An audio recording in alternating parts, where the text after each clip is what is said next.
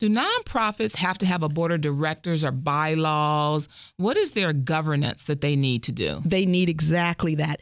Any corporation in the United States must have a board of directors, and the bylaws are what govern that. And that's why I also teach corporate governance.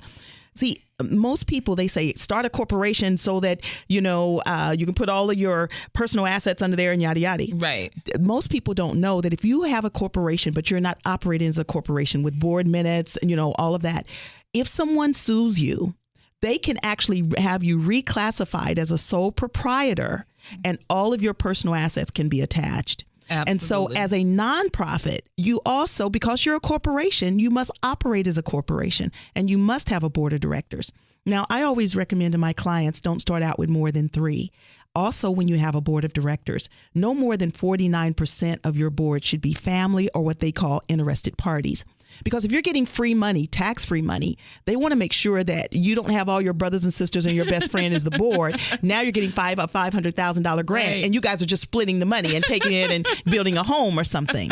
So that's why they want a board, because they want to ensure that there is corporate governance. Right. Okay. And that there's no conflict of interest. Absolutely. Mm-hmm. Absolutely. So with any third-party transaction, even in a corporation where you're doing transactions with family members, you have to be very careful because those transactions are looked at very, very closely to make sure that you're not just benefiting from having family members abroad. Right, That's definitely it. That doesn't mean, though, that your family cannot work within the company.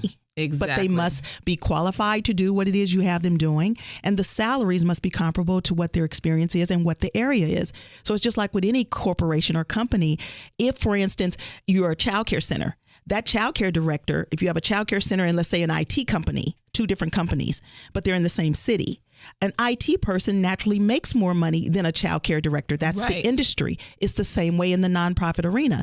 If someone has an IT nonprofit and they're providing computer services for low-income individuals, small business startups, whatever, their salary still will be drastically different than the director of a childcare center that has a nonprofit. Right. So it's always based on where you are. That's why if you go to salaries.com, you put in the zip code and then what position is it? Because it goes by that area. And it's the same way in the nonprofit arena. Absolutely. So you have to have a reasonable salary for corporations, whether for-profit or nonprofit. Yes. And that's part of IRS requirements for sure. Yes.